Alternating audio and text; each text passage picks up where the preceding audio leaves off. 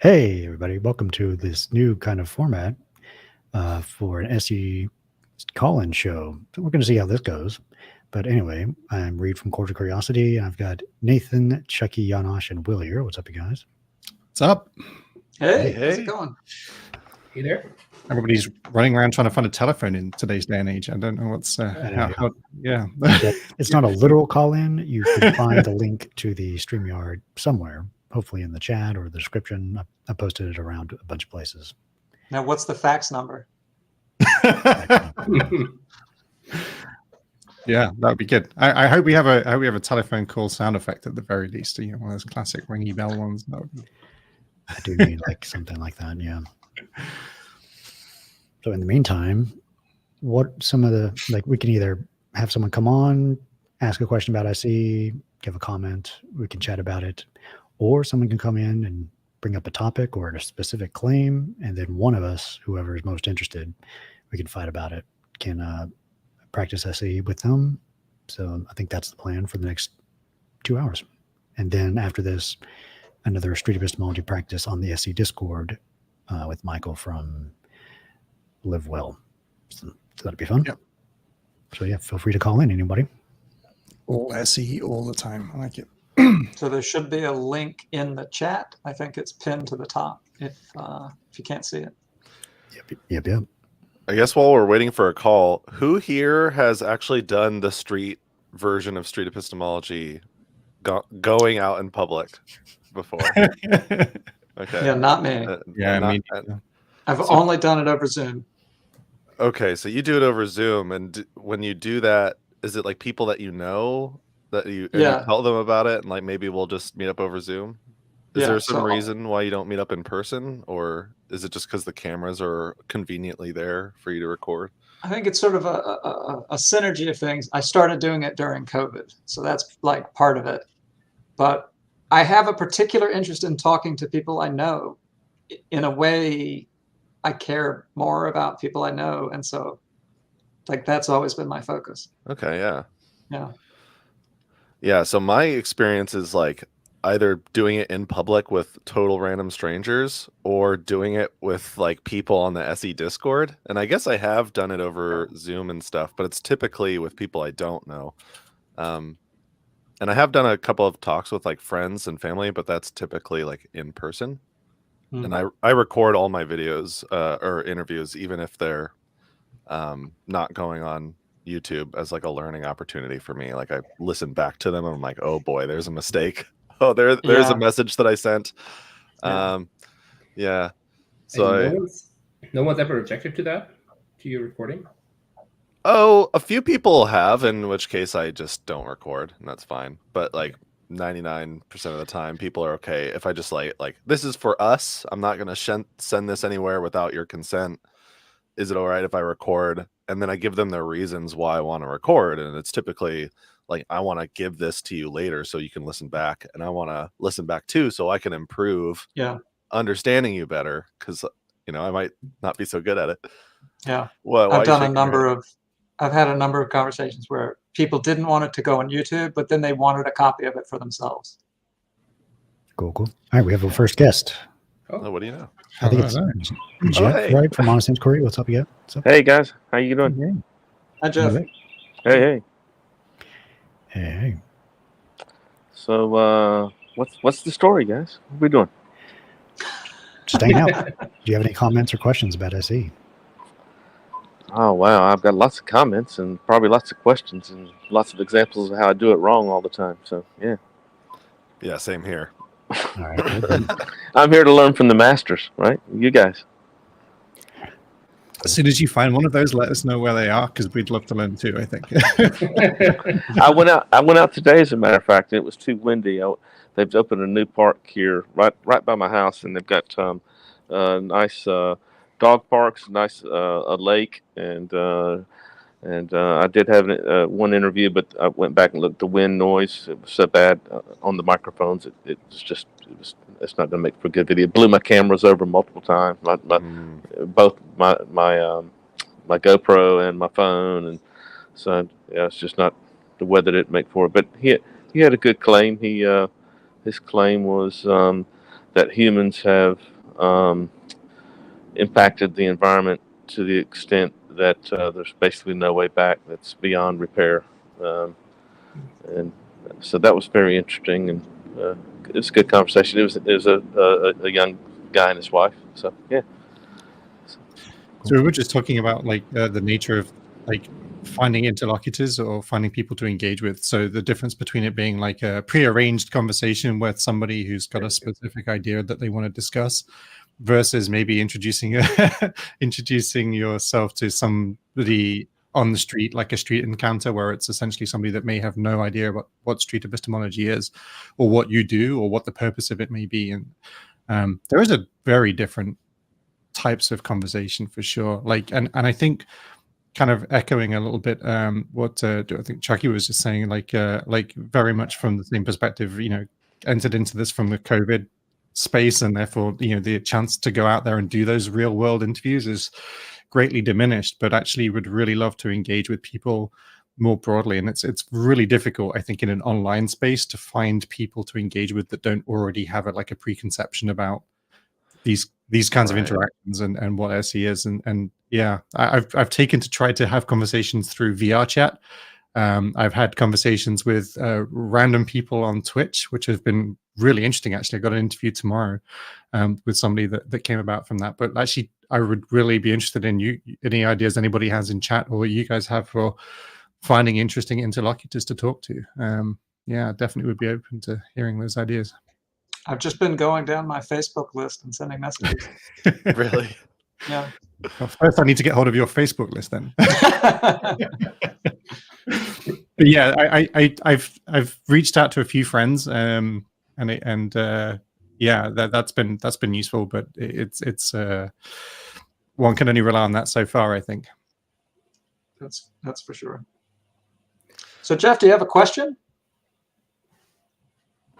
Well, I experience, so I get on Clubhouse. So I'm a bit duplicitous, so I go on Clubhouse and I argue a little bit. So I'm not typically doing SC when I'm Clubhouse. Some people identify me. Oh, here's the SC guy. Do you guys get pigeonholed, or do any of you guys have conversations where you do want to be more debative and a little bit more hashing out some philosophical ideas with people at all, or is it always the street epistemology hat with every conversation? See, I think that's the biggest difference between like doing online with people familiar with a method versus doing it in public. I've never had that happen in public. I don't think. It's always been online on the internet. Like had somebody want like a deeper discussion about philosophy. Okay. In general. Yeah. True. I kind of feel like I'm going the other way. Like I definitely find myself entering in debate style arguments with somebody, like, for want of a better word, an argument, even if it's not heated or hostile, but like still a back and forth. And I've found that I'm actually moving back into trying to encouraging it to be a more of an SE style conversation. If I feel like that rather than kind of be frustrated by SE and want to have more debates, I find myself trying to turn more debates into more SE style conversations, because frankly, I think it's more effective. I agree 100%. And in private conversation or one-on-one, when I was out today, I had my cameras going. It's definitely the SE hats on, but there is the other side of me that still I like a good debate, and I like a good argument, and I like to thrash things out a little bit sometimes, and toss it up, and maybe I'm not the typical SE practitioner in that respect. Maybe you guys don't. I don't know. And you're right. It is only online because I actually had a conversation in Clubhouse the other night with a guy. He said that he believes that the SE is what's the word he used? Is unethical, or like underhanded, or like it's like cheating. I'm like, asking questions. I'm like, dishonest. That's the word he used. Street epistemology is dishonest. I'm like, how is it dishonest? And he said because you're trying to make someone decrease their confidence. And I said, well, that's kind of the definition of critical thinking. You try to disprove what you think you believe, right? And it was So just because, and he kept bringing up the book by Peter Boghossian. I wish Peter had named that a different name than a manual for making atheists. So I saw Reid flash up a comment at the bottom from James. I feel like to answer this kind of thing, I've been using SE in everyday conversations, right? With like Same my here. best friend, with my parents. And what I've noticed is I'll be talking to a friend who I've explained SE, we've talked about SE. They get it at this point. And we kind of decide, do you want me to engage in SE about this? Or would you rather have a normal conversation? And like basically what happens is if something's really emotional and they know that they are not thinking logically, they're like, why don't you stick to SE? And if they're like, no, I can take it, then we have an argument. That's basically how it breaks down. That's exactly what I was thinking. I like having a debate with people that I have great rapport with, and people who I know I can have a debate and afterwards just be best friends again and then have another beer. Right. But with people where there's at least a risk that this debate might get more heated and more emotional, and you or your conversation partner actually gets upset, then I think SE is the way to go. However, one thing that I would phrase differently about the objective of SE is not to decrease people's confidence in their belief. It is to reflect on how appropriate their degree of confidence is for that belief. And absolutely, if they find out that, maybe it's not the most, not the best place to be on the confidence scale, maybe I have to adjust that up or down, doesn't matter, then sure. But if I can have, and that's also the reason why I can have, why I can do conversations, not just on the claim that the earth is flat, but also on the claim that the earth is round. Right. And it can be great because some people say, well, actually, I've never really looked into it. Sure. I mean, yeah, I've learned that in school and everyone is sure that it's true. But let me see and check out some sources, and then I have a better reason for believing that it's round. Yeah, the example I keep coming back to is your partner comes to you or your best friend comes to you and says, my boss hates me. I'm going to get fired. And you could either say, because you're going to be a good friend, right? You could just say, no, you're worrying too much. Everything's going to be fine, right? Or you could say, what makes you think that? How confident are you? And go through the slow conversation, SE style. Yeah, there's a couple of things that one thing I think that's interesting is that, first of all, you can be dishonest even if you're asking questions. Robert keeps challenging me for stopping asking closed questions, questions that obviously just have a very yes and no style answer. And you can ask questions in a way that is inherently dishonest. And I think that's important to notice. And then therefore, what is really important, I think, is therefore the honesty in the interaction. Like if your intention is to change somebody's mind from A to B, convert them, in other words, to whatever it is that you think, that would be a dishonest SE conversation. I would suggest that's an SE conversation that I think has some issues.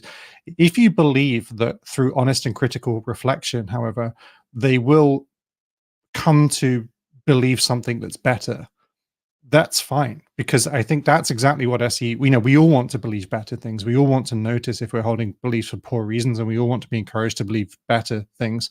So I think honesty is a critical component of it. And so when it's suspected of being dishonest, I think that's a problem. We might want to think about why that is. But part of the reasons why that is I think that in normal discourse between multiple people, if you are asking questions or encouraging someone to critically reflect, honestly, even on why they believe what they believe, people will feel that that's a challenge. They're being challenged to describe or explain why they believe what they believe.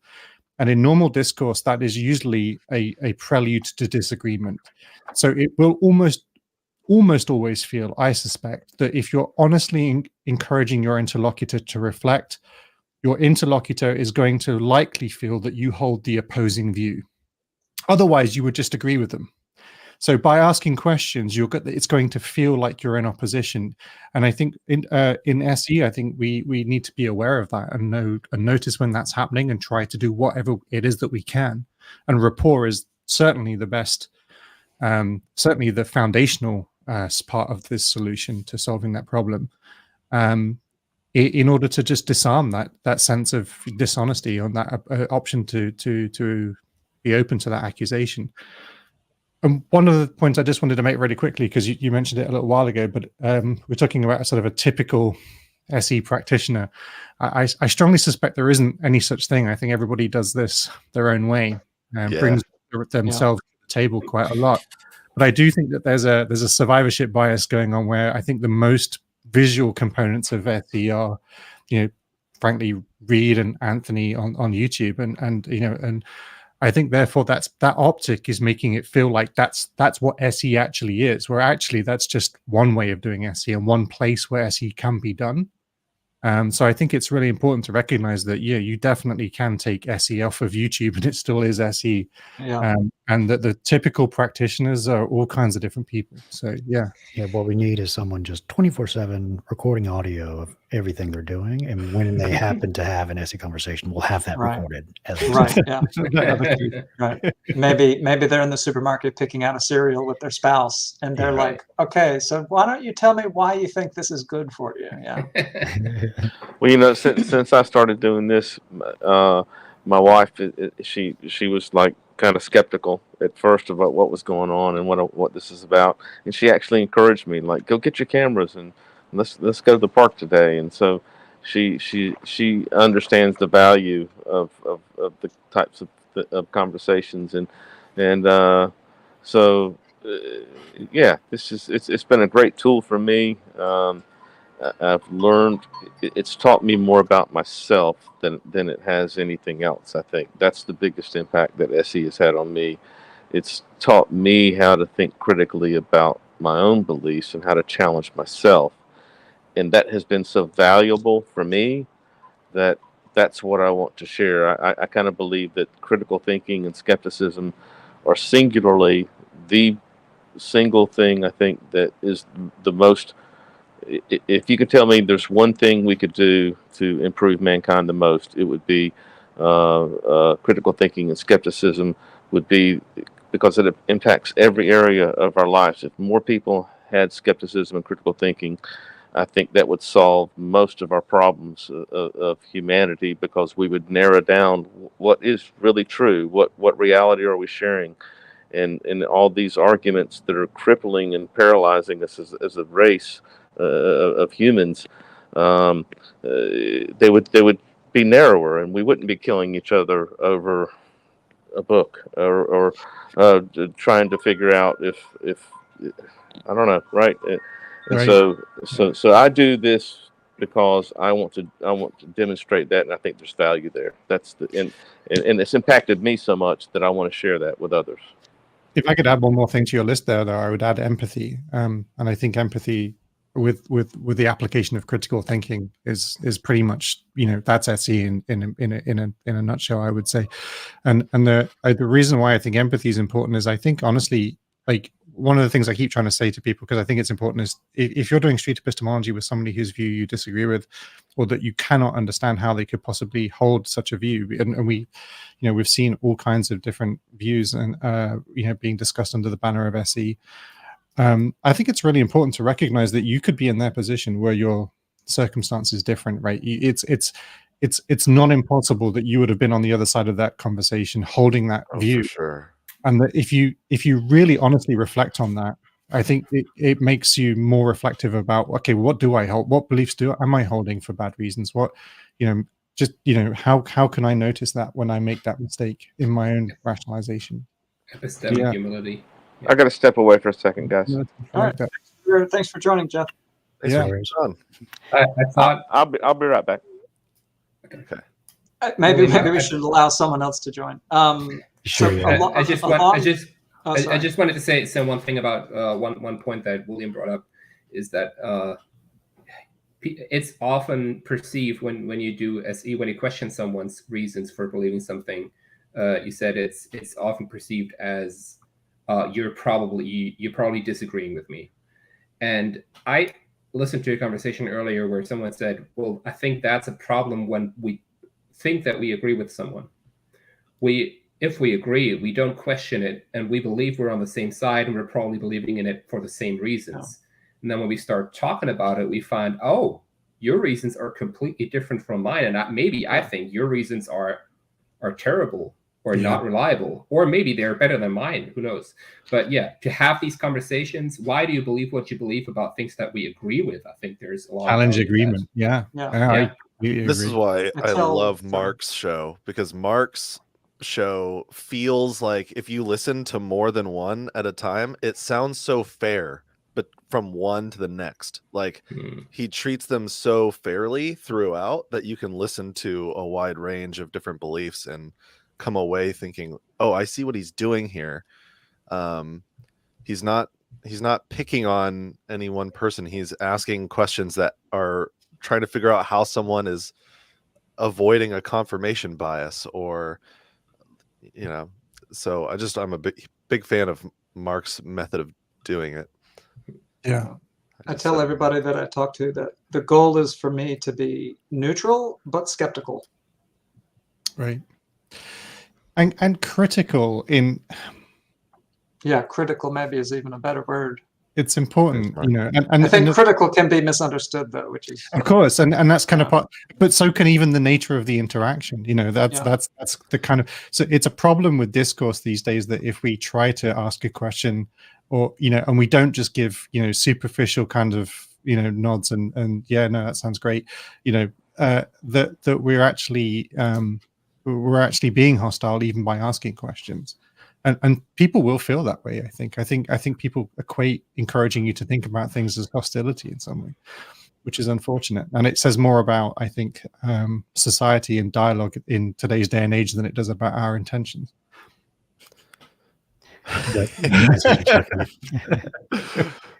I love finishing my talks with, do you have any questions for me? And I think that's a great way to allow them to try out what I just tried out with them on me. And then if they have, generally a lot of the questions are really broad. So what do you think about that? Is a question I get a lot. And I encourage them to be more specific, about what exactly, or can you give me a more specific question? And I think that's a great way to get the question that they honestly want to hear an answer to. As opposed to just me kind of ranting and then telling them everything. Yeah. Bloody Nine has one question. Do you have the same level of comfort using SE techniques on strangers as you do with loved ones? I think we covered this a little bit, but definitely I feel much more comfortable with strangers, actually. Absolutely, yeah. That's there's so much more at stake when you're why talking to people you care about. That was very affirmative from your side. I don't know, I don't know. I mean, I'll go so far as to say I almost don't care about people I don't know. I thought I heard Reid saying that you felt less comfortable doing it with loved ones in terms of street epistemology. Just be clear. Yeah, I agree.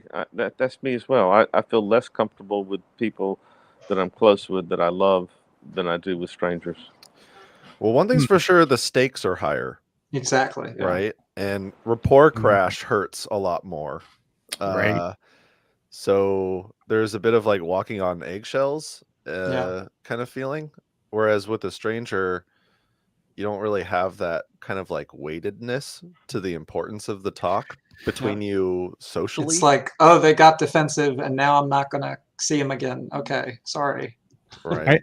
I think there's an impact of one of the things that when you apply something like active listening, for example, I think people notice the cadence of the conversation has changed dramatically.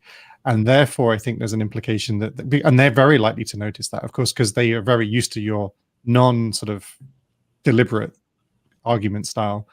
Yeah. And therefore I think they might feel like just even that you've switched into SE might sort of, or at least using similar tools, might already be an indicator that you're trying to, you know, change the nature of the conversation in a way that they might not like. Yeah, people that are my friends or coworkers that know I'm interested in this accuse me sometimes that they think I've not said it, but they can see that I'm asking, are you really sure about about that? Well, I feel like if you're using SE with a loved one for the first time, it's usually a good idea to be very open about what you're doing and explain. Okay, Listen, here's this conversational technique that I learned about. Are you okay with trying that? Talking about this topic that maybe we've had heated debates before, and maybe that can help us do it better and have a better conversation. Because if you just do it without a heads up, they will go like, what's wrong with you? Why are you being like that right now? Like Will said, you can definitely tell it's a different style. Yeah. I think Joe's point is a good one, and it definitely I do think there's a difference. So Joe's comment there where he talks about that it highlights the dishonesty potentially, or at least the feeling of dishonesty. I have strong feelings about this because this sort of idea comes up a lot in the criticisms of SE, and I just feel like if you sit back and you think about it, if you've got, let's say, a loved one, let's say a friend, a coworker, no one in the history of mankind has ever said, is it ethical to answer someone's questions? Is it ethical to ask them, you know, like someone comes to you at work and they're like, I think the president of the United States is, Mickey Mouse. And no one has ever said, is it okay to say, how did you come to that conclusion? And yet somehow we keep asking ourselves, is what we're doing something like an attack, or is it unethical, or like it's clearly more loving, more compassionate, more empathetic, more slow to judge. There is no perfect, but it's better than saying you're wrong. Right. Now, I kind of got ranting there, but no, bring it on. I think with a loved one, one of the things that I probably use more than like full SE, for example, would be active listening. And I think that when I do that, like I'm consciously making the decision to shift my goals in the conversation to not trying to push my view or make my case, but actually I'm taking a step back and saying, hey, let me just take this time to carefully make sure I understand where they're coming from. And I think that can be very useful. But in terms of like SE, like where you want to actually explore why your loved one may have come to knowledge about a certain position or the methods that they've used to come to knowledge about a certain position, if it's just like if your partner just casually mentions that they believe that there is such a thing as ghosts, for example, then that would be a great easy thing to SE with, and it's usually a comfortable thing, and you could probably use SE there really, really well. But I think if you're in the midst of an argument, suddenly, what is your confidence that I'm sleeping with another woman? You know, like that's probably not going to be an effective place to shift. I've definitely gotten into this thing where they're like, "Don't do SE on me. I know what you're doing." Yeah. I like the question from Sipirod. Is it bad to not be neutral? I like that question. Last week we did a review of a more, spicy, contentious topic about, Jewish conspiracy theories and flat earth.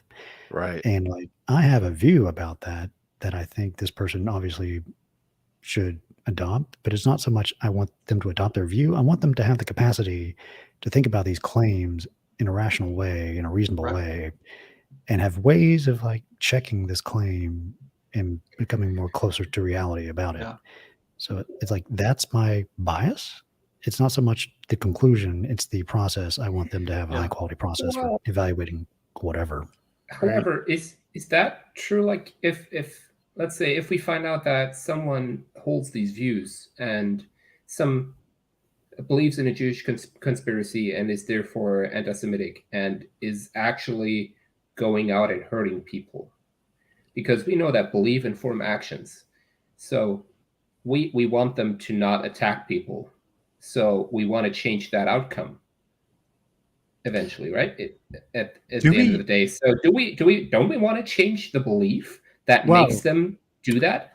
What would be better, though, to change the belief or the methods that they got to that belief, right? Because in the short term, I agree, right? Just stopping them doing the bad thing is good, right? But if they still have the underlying methodology that they got to this bad belief, there's probably a whole bunch of other things that they're believing as a back of that, right? So there's definitely a short-term consideration, but I think, honestly, we just have to, for want of a better word, have faith.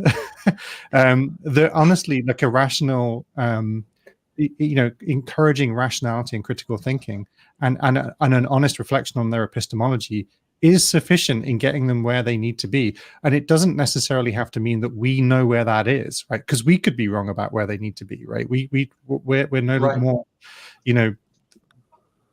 receivers of divine wisdom than they are. I was watching a video today. You guys know who Prophet Azad is? Yeah, it's been a while. Yeah, he was.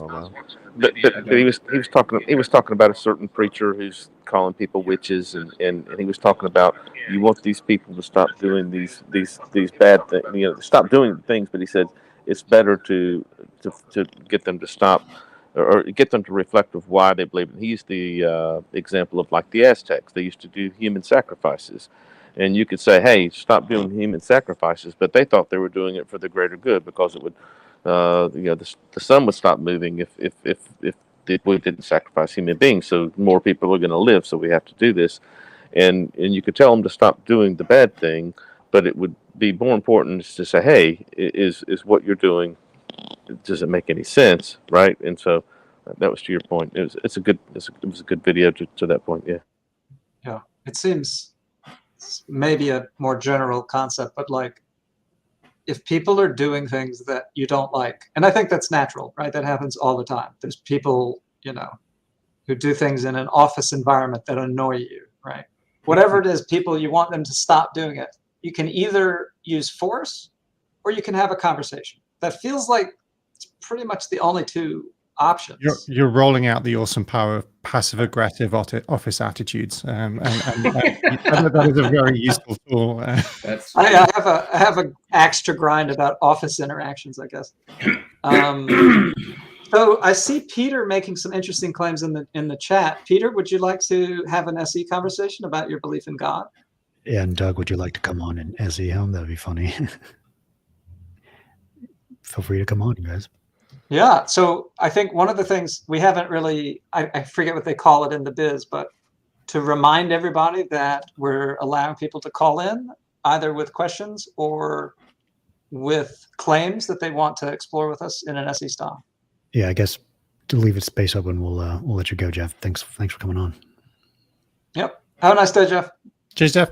Thanks guys. All right. Yeah, I'm not sure what the max is for the StreamYard room.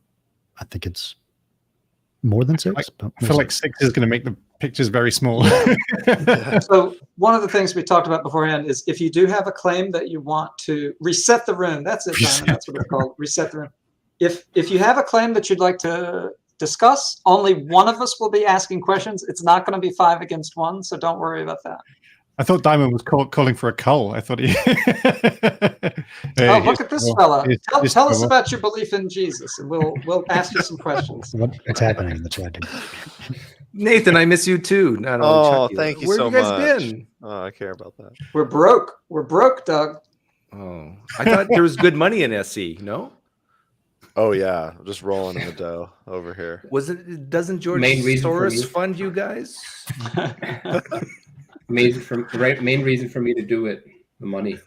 Yeah, right. Yeah. No, Peter. Is this an opportunity for me to plug my Patreon? Is that what you're trying to do? Yeah, feed the SEers. We have a telethon. Peter W and I, we've talked before on my channel. He's a nice older gentleman who's a Calvinist.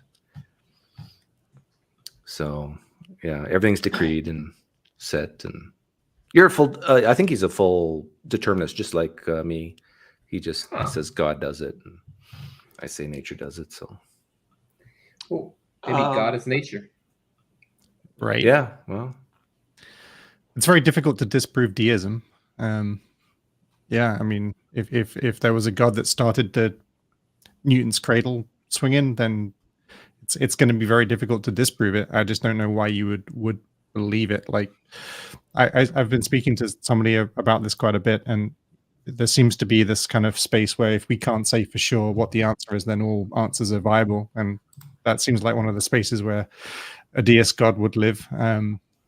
And yeah, I think I just feel I very much advocate for the idea of saying you don't know when you don't know, and I don't know what started the Newton's cradle swinging. yeah, I can empathize with the deists though, or the people who Sure. want to believe in a God. Like I can, because our It's a stepping intuitions, stone. yeah, our intuitions do say, well, it's amazing we're here, right? And it helps shift the mystery from just nature to some great mind behind it all. So I get it. In my deconversion, I definitely became a deist for a few years until I wasn't so emotionally attached to the idea. That's interesting. Yeah. But I have a question for Nathan. Sure.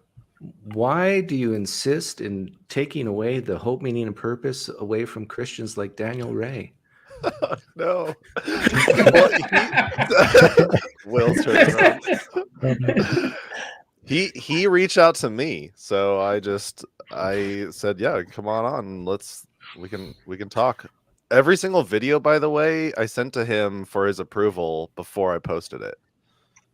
I got his video consent. about me, and he didn't ask my approval. Yeah, I really was super careful as much as I could to make sure that I wasn't like doing anything that would like offend or bother him. I somehow still managed to do that somehow. By definition, SE bothers him. So if you like, you can't win. He did SE on himself recently, like a couple of weeks ago. Did you guys see that? The talk wasn't even about his God belief very much, like a little bit. Mostly it was, I was really curious about how he views SE. And if he were to go to a park and do what I do, which is give an open floor to anyone to talk about anything, how would he do it? And I'm still not convinced that he could do that in a way that asks open-ended questions to just kind of like get to people's reasons for why they are saying what they're saying. And that's what I felt like the entire like 6-episode series I have with him is about. No, there seems to be a bit of a difference between SE and the kind of stuff that Greg Kokel, is that his name? The Columbo approach. Yeah. It's like 50% SE, and then here's the things that I need to seed to get you thinking about Jesus, right? Yeah. Yep. All right, we have someone else in the queue here. I want to just bring him on. Desi Neo. Does anyone know who that is? Yeah, that name sounds familiar to me. Okay. Hello. I think it's just audio only. What's up, Desi? Hey, hi. This is Desi Neo. I think Doug knows me. I've been on his channel a few times. Yeah. He's legit. Okay, great. I'm not going to act a fool over here. What's your question, or what do you want to say? My question is, like, I've been watching you guys for a long time, especially Magnavosco and his series and all that. And Doug, of course, learned so much of like how to approach questions and epistemology and all that stuff. I'm not anywhere as good as you guys are at handling these type of questions. So, but I try my best, try to use that approach when I'm talking to Muslims. My background is Muslim, and I'm ex-Muslim basically.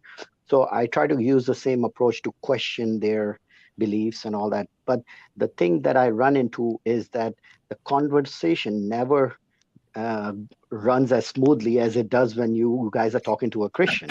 It just divulges into like all sorts of like blah, blah, blah, this and that.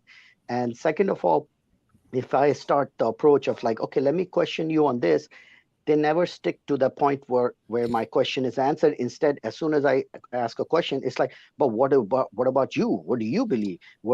How can you believe everything came from nothing and this and that? And it's like, it's very hard to keep the conversation like focused like you guys do, like step by step, like ask this question and then the person actually answers and then you ask the next question. It's after the second question, it just boom, I mean, You can any always advice on try that? to bring.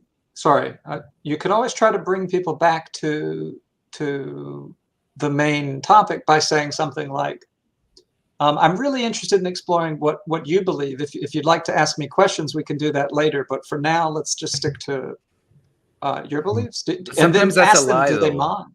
Like You I can don't ask them if they mind that. like I sometimes say that, but very rarely, because most of the time, if I was to say that, Chucky, I'd be lying. I'm not interested in this diversion. I'm not. I don't care. Let's talk about what we initially, So maybe that's another technique of just saying, being brutally honest, saying, I really don't care about what you just brought up, but It's hard to fault honesty. Yeah. One thing I would point out is that you should be aware of like survivorship bias.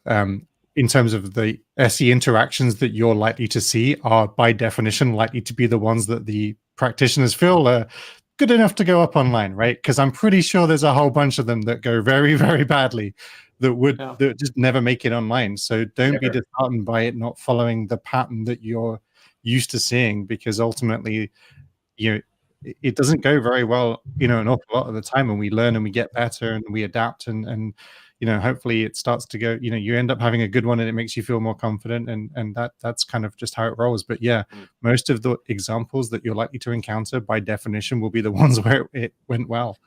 In your experience, I mean, have you seen a difference between talking to a Muslim and trying to use SE on a Muslim as opposed to using SE on a Christian?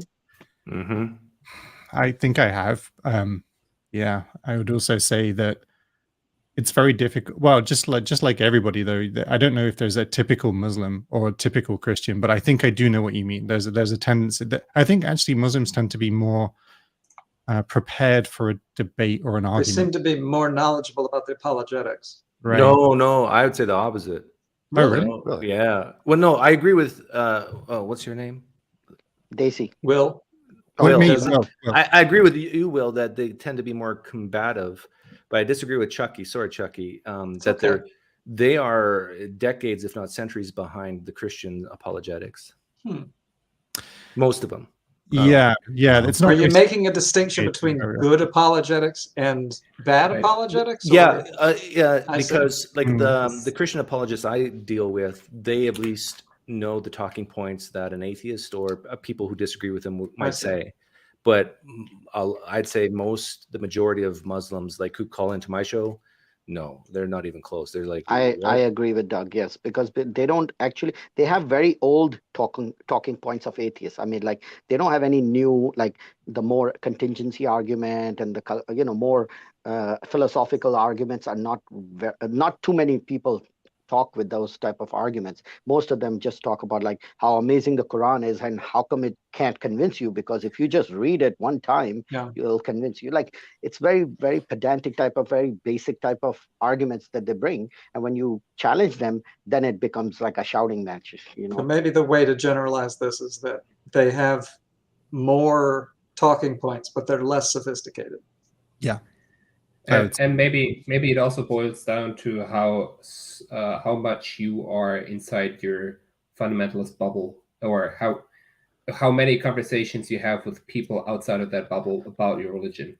I was just thinking because I feel if you talk to someone from the Westboro Baptist Church, I would expect them to also be I would expect their arguments to be way less sophisticated than someone who has read William Lane Craig or whatever. Man, this one time. Oh, sorry, go ahead, man. I walked up the one time. I really wish I recorded a talk. There was a guy with like a really hateful sign. It was basically a Westboro Baptist kind of stuff, like with huge font all written all over it.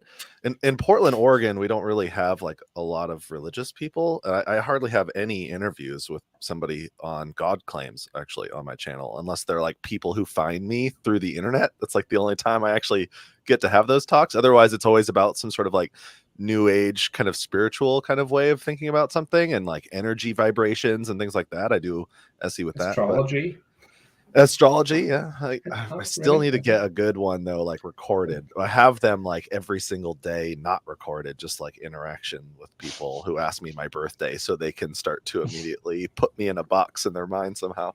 But I did this one talk. I'll empty up the space for whoever next guest will come in. But I really Yeah, thanks appreciate for you coming on. guys. Yeah, thanks for the I question. keep going. Keep doing it. definitely man. learn a lot from you guys, and just the patience that you guys have. I wish I have like half of that when I'm dealing with it, but I'm working on it. I'm getting better and better. And as I learn more proper arguments that I can construct, I'm sure I'll get better with the SE. That's We'll awesome. see. Man. We'll Best see of you luck. at poker sometime. Okay. All right. Yeah. Take care, Doug. All right, This guys. is Take a care. poker recruitment cult. That's I all know. this is. Yeah, It's that was my 80% grand of his plan. income at this point. Have any of you read the Megan Phelps Roper book, Unfollow? It's if you haven't read it, it's worth a read. She was one of the members of the Westboro Baptist Church family. It's definitely worth a read if you haven't taken a look at it. It's called Unfollow by Megan Phelps Roper. It's good. Cool. All right, we are open for more calls. If not, feel free to post questions in the chat. Happy to take general questions, or if you have a claim, Well, but one Desi- of us can SE you. What Desi brought up about, you start down one thought or one idea or one method or whatever, and then it gets diverted. This is precisely why I do lean true, lean false, lean yes, lean no, just to move the conversation forward. And I know a lot of people view that as traps, but I really do think that it helps, at least in some cases. Yeah, one of the questions I would normally ask that I think I found helps isn't usually very useful in the case of Islam is when did you first come to believe it? And the answer is usually that they've always believed it. That it's a very clearly familial encouragement to believe it, and so it's very difficult, I think. But what you do tend to find if you talk to Muslims quite often is there's a period of time where they struggle with it, usually in their teenage years. And I guess what can be useful is trying to ask them what reconvinced them, or what made them feel like they wanted to double down on it. And I've spoken to a lot of Muslims that say that I've spoken to people that they say they don't really believe it to be true, but they feel it's necessary. It's important to teach as if it's true because it's useful culturally. And I find those kinds of ideas really interesting, but it's very difficult to get to those sorts of honest reflections, I think, especially when you're talking to younger people that are more fire and brimstone about it all. But yeah, Peter's got a fantastic question in chat. How can you fairly investigate supernatural claims when you are convinced no such claims are warranted? What does supernatural mean? I mean, to me, supernatural just means not currently described by natural phenomenon, right? And so there could be ghosts could be real, right? They could be real. And the moment we have reasons to believe that they're real, they would become natural. And so, and I know for sure, like one thing you can say for almost certain is that there are tons of things that we don't know that are definitely true and real, and we've not yet even discovered yet. So give me a good reason to believe it. But we could give Peter that word supernatural, just give it to him and still say, like, I'm 100%, 99.9% convinced the earth is a globe shape. And I can talk to a flat earther and investigate his reasons for believing the earth is flat. And in the same way, I can investigate God beliefs, faith in Jesus. I'm truly interested in however you came to these beliefs, and if maybe we can agree that these are good reasons, I am willing to change my mind. I do think there is a point that, or you can make the point that when you say there could be ghosts, there could be something supernatural, and the moment we discover them and we can describe what we call ghosts is, what they are, they become natural. So the question is, of course, how do you define supernatural? But if that is anything that can't currently be described, then sure, then it can change from supernatural to natural. But what about things that cannot be explained or described in natural terms? And I think you could make the point that, well, I mean, to me, then saying it's supernatural is just giving up. Saying, well, I still don't know. There is no explanation. Let's just settle with let's stop looking. Let's stop trying and just give up and say it's unexplainable. Yeah, I don't currently believe in ghosts, but as soon as someone can harness the power of ghosts to make a battery, I am gonna believe in ghosts. It's also just a fun psychological experience to evaluate arguments. Like, I am probably very high in orderliness, the psychological trait. Like, everything is in its place at my place here. Like, it's super clean and orderly. But you can also organize premises in an argument together. And like, when something's out of place in my place, I have to put it back. And when someone says something that's a non sequitur, I have to question that and then put it back in order and have it be logically It's a good thing you're not a serial killer, Reid. Be caught. I see your confidence that he's not. I like to line up the organs in decreasing size. I really that is freezy. Yeah. So I relate to your point, Reid, in a very strange way because I am very not orderly. But there's something about SE that I think boils down to just thinking slowly and not thinking hot, not chasing ideas, not, jumping to conclusions. It's just slowing down. Let's slow down and talk about this in a methodological way. Right. Mm-hmm. And I think that's kind of similar to what you're saying. Has anybody had an SE conversation where they would have initially, if asked, disagreed with the interlocutor, but come away feeling that maybe through the interaction that your view has changed? I had one. Never had that, to be honest, but it would be interesting. I had one recently. So the last video I put up, I spoke with my brother about his belief that art is separate from the artist, that they should be not conflated. And I came into the conversation thinking, absolutely. And I left the conversation thinking, ooh, maybe they should be conflated a little bit. Interesting. When it comes to, for example, the money that gets generated and then that money feeding back into to perpetuating the actions. Yeah. Sort of what I love about SE and also danger is that there are almost no boring conversations. Everything's a rabbit hole. We've got a couple more great questions. Diamond had one. Do the origins of SE and atheism hinder wider adoption? I kind of think yes. A little bit. If that history comes up and someone's a fundamentalist Christian, then that might hinder it. Yeah. I hate when someone finds Peter Boghossian's first book title. What origin would be one that would hinder it less? One that purely philosophical. One that didn't have a tribe position in the title for a book.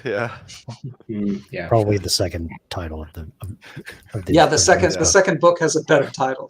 It does have a better title. I'll give it for sure. But soon we're going to have a course, and the course is going to be the new authority. Hopefully. I kind of like the title of Peter's first book, though, because it kind of introduces new topics and new paths of conversation. Like if someone says you just want to create atheists, okay, what's wrong with that? And then that's a good question. Leads to a nice conversation. There's also a bait and switch for the atheist demographic, because if you read the book, he's trying to move the goal away from really creating atheists. It's like wanting to help people be more rational and more trustful of reason, all of this stuff. And it's like atheism is there potentially because that's the topic you're talking about, and the epistemology of faith is what you're targeting, but the main focus is reason and rationality and epistemology. Also, he didn't choose the title. To be fair, I think George Soros did, I think. And at the end of the day, though, the title is what it is, and it has affected people, and it has affected SE. Matt Smith has another great. Oh, sorry, Doug. I Or just wanted to Janosch. say, yeah, Janosch. I just wanted to say, who knows? Maybe we wouldn't be here. Maybe we all wouldn't know about street epistemology if it hadn't been for this book, because Sure. maybe that's what kind of some guy named, I don't know, Anthony walked Anthony into the bookstore. something weird last name. Yeah. And sees this book and thinks that that's interesting, and buys it and reads it, and then goes out and starts having these conversations. So, you know, There's something to be said for a little spiciness.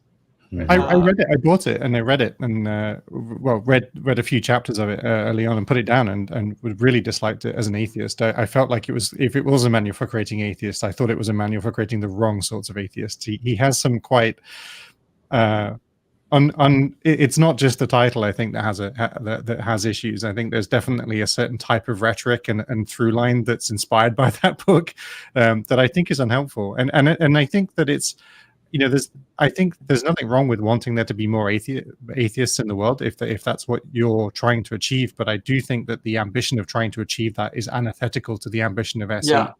I really think that any ambition inside your motivation for asking questions, I think, is antithetical to the purpose of it. For a practice that's about slowing down and talking to people, it's a very polemic book. Matt has a question. After having learned SE, what benefits have you noticed in everyday life when not having SE conversations? I can think of several, but was curious to hear your benefits. Well, I was pulled over by the police the other day for speeding. Oh. I said, how do you know that I was speeding? How confident are you that this radar gun works? Well, I can say ahead. that for me, I have noticed that I've started asking myself these kinds of questions in my head more often, like why am I this confident? How can I test that? Is my confidence warranted? And still, even though I believe I do that more often, every now and then, like we on our German practice group, we have these practice conversations, and we usually use real beliefs that we have. And sometimes I will post something in the belief channel, and someone will interview me, and they will ask questions that make me go, wow, I'm really not as good as I thought at asking myself these questions, because I hadn't thought of that. That's a new question. That's interesting. I have to think about that.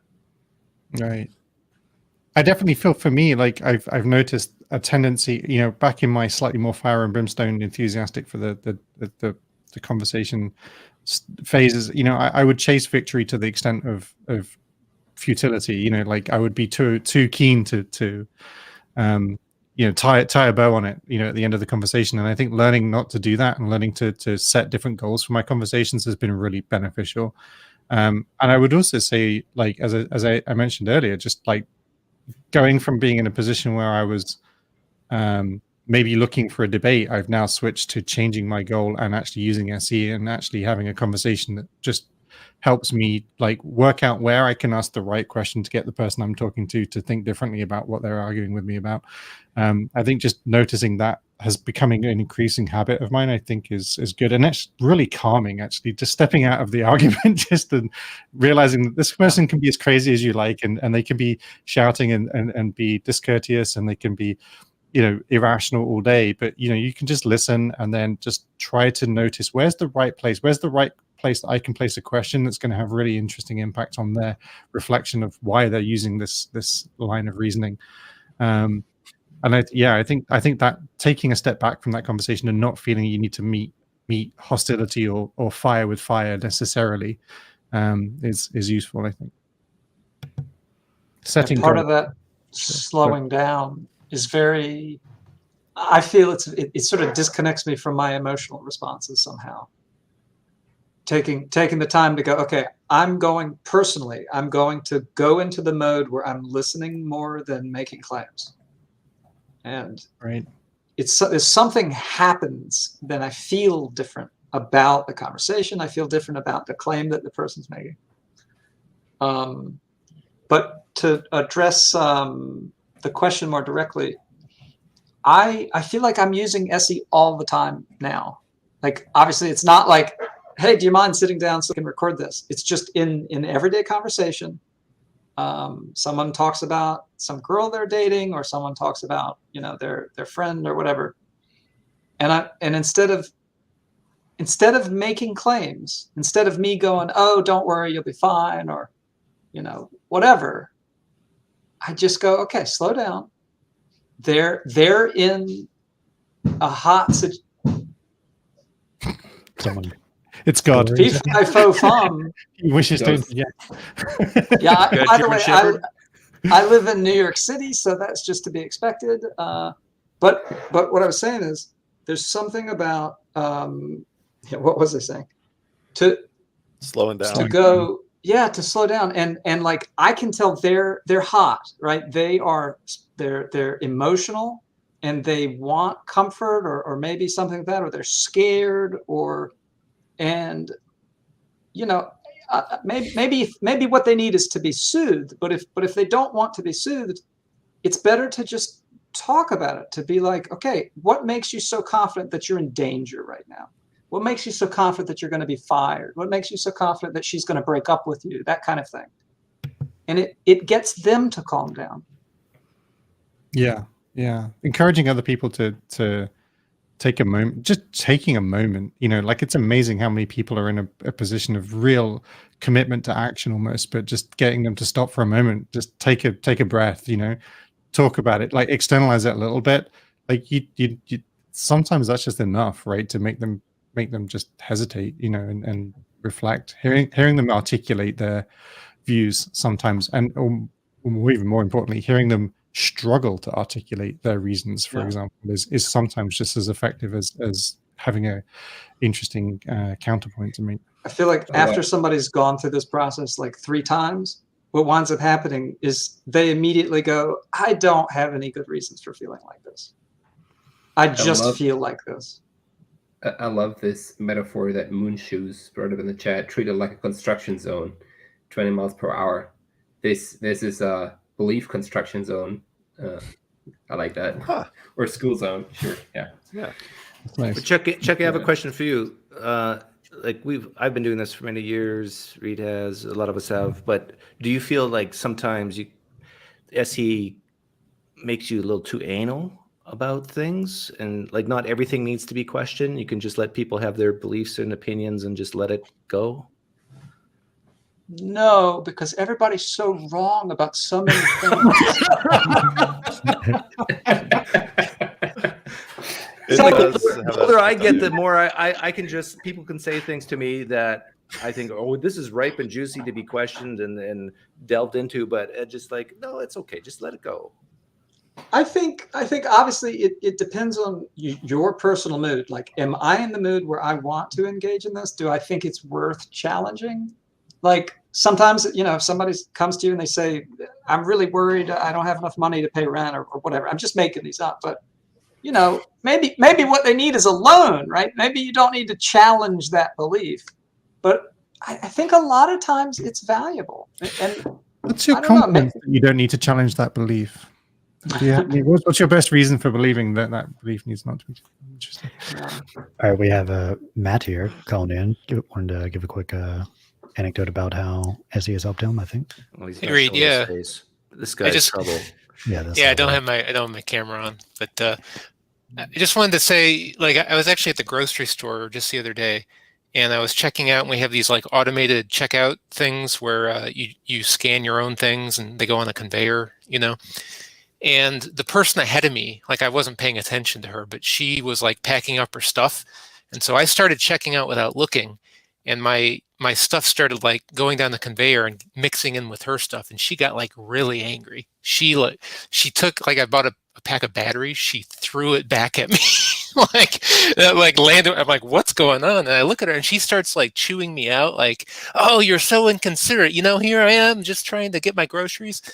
And I thought to myself, because I was a little bit agitated. I'm like, boy, she's kind of being like not nice. But I thought, I don't have to react to this. Like, I feel how I feel, but like, I'll just be polite. Like, there's no need for me to like get angry at her. Like, I noticed how I was feeling, and I didn't have to react to it. That might have made it worse. It could have. I thought like in the car on the way back, I said, you know what I should have said? I should have said, yeah, you know what? You're right. I'm not being considerate. I wish I were more considerate like you, yelling at Jesus strangers. Christ. That definitely would have helped. but I didn't say that, I just said have a nice afternoon. I think this is so, I have these same things. I almost feel like SE is whatever it is, but there's something therapeutic about slowing down, thinking about my feelings, thinking about the other person's feelings, and going, we're not our feelings. And it's like that disconnect of saying, I have this belief, but I have this belief for reasons, and none of these things are necessarily me. There's something really powerful and freeing about that. This is just Stoicism, isn't it? I mean, like, this is just the recognizing, recognizing what's in control. I'm no stinking philosopher. Amen.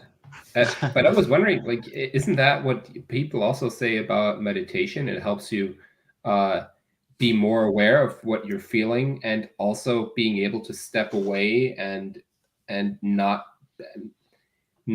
be your feelings that much, but notice and recognize your feelings. Are we saying that SE is similar to meditation in that regard? I think paying attention is useful. I think critical thinking is something that once you start to apply it, even if you're applying it to other people initially, you can't help but apply it to your own thought processes, right? Yeah. And I agree with that about critical thinking, but I think there's something a little bit more. There's something about like understanding your emotions that helps. Like, that helps in building rapport. It also helps in like understanding how someone else might feel, but also like, recognizing that you do have emotions and you do feel them, and maybe, maybe this is affecting how you're thinking right now, and like choosing to not necessarily react to them. I feel like in the last year since I've been doing this, I've said a lot more, I'm feeling blank, but I don't necessarily have good reasons for it. And I feel like this has come about because I've been thinking about. Are there any stuff. times when you have good reasons for feelings? I think absolutely, yeah. Like, I mean, like a method, or to, it's like a lot of times humans, they just intuit, right? They don't control it. Sure. There was an issue with my kids at school once, or my son, and I recognized in myself, I am not objective. Even for me, I was emotional, and it was good because I can now empathize with people who say they have this deep relationship with Jesus. It's the same for them as it is for me and my kid. And a lot of times, like, here's a question. Do you think it's fruitful to have a conversation with someone in the SE method when from the get-go they're highly charged and highly emotional about it? Or is it better just to walk away? You mean highly charged and emotional in that moment, or just in that moment? In that moment. I would be disinclined to engage with somebody on that at that point. Yeah, me too. Yeah, me too. But like about your kids, for example, Doug, like maybe you might feel. Don't ask me about it. I'm not. Don't you go there. Doug is emotionally charged right now, so you better not ask me. I want to get his kids. I thought that was going to go. I think I have a good example. Like, as a father, you might feel worried about your kids if they come home with a bad test grade, right? And you might think, they come from the other room with a bad test grade. Immediately becoming upset. Sorry, Reid? They know what happens when if they ever brought home a bad grade. Yeah, if they come home with a bad test grade, it's the teacher's fault, not theirs. It's a poor test. I'm going to get this out, even if it kills me. You might find yourself getting emotional and starting to worry and thinking, oh my God, they're not going to get into college. They're not going to get a job. They're going to be broke and destitute, and they're going to die young, right? And then you might say, I never went that far, but now you really got me. Maybe you're not as neurotic as other people. But the point is that you might find yourself worrying about something, and then maybe that's not justified. On the other hand, let's say they get arrested and you feel the same feeling. Maybe that is good justification for feeling worried. That's what I'm talking about. Sometimes feelings have good justification and sometimes they don't. Yeah, I agree with that. Yeah. But that justification is not intrinsically rational, right? I mean, it's not like I disagree. you think there's a component of rationality. How would you define rationality then? I think the way to quantify this is to say, how likely is this failing test grade going to lead to destitution versus how likely is this arrest going to lead to destitution? And there are numbers associated with that. There is an appropriate level of worry, I think, for each of those scenarios. But you yourself, Chucky, said earlier that it's about slowing things down, right? Sure. But at that moment, you're going full tilt in your brain and your Right. emotions. In some sense, what I'm saying is, I think it's important to have this feedback process and go, are my feelings justified? Or am I a freight train right now? But sometimes that means the day after, right? It means you can't do it right then. If that's the best you can do, Doug, but Oh my. Yeah, no, I think that's right. If you got to practice that, you need to have some practice doing that, and the better you get, the faster the easier it is to do it in the moment. Right, the faster Yeah. you recognize. Oh wait, okay, I'm being that freight train right now. I got to slow down. Exactly. But there was a difference there between a justified emotion, as in you're justified in feeling that emotional response, as in anybody else in that same circumstance would certainly be concerned, and that response intrinsically is rational, right? Those are different things, I think. Like you can be justified in being concerned and allowing that concern to play on your mind and start extrapolating unnecessarily about the future devastation of your children's careers because they've happened to have had, a bad encounter. Then but that's not rational. Like if you really were rational about it, you'd reflect on the fact that this doesn't necessarily, there's not a cause and effect relationship between these events, right? And so, but I guess I'm saying if your kid is arrested, there is a statistical correlation. There is right? This is going to go on the permanent record. This is, if it turns into a felony, maybe they can't get a job. Like there are legitimate concerns here. Right, but like maybe like a more stoic way of looking at that, like you could argue a more rational way to look at it like that is, whilst that may be true, like what are you going to do about that in this moment? Like what is this energy that you're powering into this emotional response? I mean, maybe this is getting too philosophical, but I think the point of worry is to direct your attention to the things that need attention. And so if my kid gets arrested, I need to spend a certain amount of energy thinking, okay, do I have a lawyer friend who can get them out of this? Versus if they get a bad test grade, maybe I don't need to bribe their teacher, right? Maybe I can just move on. Tell them, hey, you'll do better next time. Right. Yeah, I think I definitely think emotions are useful. I think they are just hardwired heuristics, essentially, that essentially help us make and notice useful things about our situation and circumstance, but they have a very short-term utility. And I think that's where rational reflection on the precursor, what caused my emotional response, that's when that rational reflection becomes really important, because you need to not be working off rough, hardwired heuristics in the long term. It's just a very short-term help. I guess I'll make the claim that I think you can wield emotions to do work. Well, okay. What work would that be? So when you're feeling angry, for example, that's a driving emotion, and it might get you to sit down and write an email. Sorry? Don't drive angry. So we have 45 minutes left in the show before the next SE practice is happening on the Discord. I don't want to go over that for Michael. So if anyone else wants to call in or bring a claim, we'd love to. Fair enough. We can talk about this maybe another time. I was about to say that same thing. I really enjoyed that, but let's take that one offline. another SEer for your interviews there. Yeah, absolutely. Yeah. Also, if no one from the community wants to call in and bring up a claim that we can interview, maybe someone from this group has a claim to. I've had several questions I wanted to ask everybody. I wasn't sure that we answered all the questions in the chat though first. I think there were a few that were in here. One that was on my mind is what are people's favorite thought experiments when doing SE? Because I'm in a place of I'm trying to collect more thought experiments, and I've got a variation of the Tic Tacs that I use. A variation of it, huh? Yeah, I find the even odd thing to be a little off-putting to people who really suck at math. And so, I mean, it's a thing. It's people go, what exactly is even? Is 0 even? I can't remember these things. So what I usually ask is, Who you you go to SC the kindergartners? I like that. It's a How about rough I starting point. SC liberal arts majors, Doug? Yeah. Is that too spicy? So what I usually ask is I say imagine you've got a bunch of pennies and you go to the grocery store and you dump all the pennies out on the counter and you're trying to buy a loaf of bread. And you think you've got enough money and the person at the cash register doesn't think you have enough money. How can we figure out who's right? That's good. That's good. I like that. Yeah. Okay, yeah, that's a variation. And the answer is like counting. Well, yeah, but then there's all sorts of stuff about that. Like, what if you count it and you get different answers?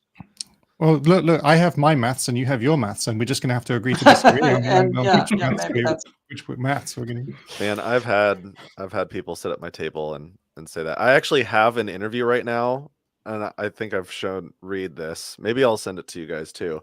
I've been sitting on this for like 6 months because I'm not entirely sure how I feel about it, because I got so aggravated in this talk. Like, normally people say, like, in the comments on my videos, like, I can't believe how patient you are. I could never do what you're doing because you seem so patient.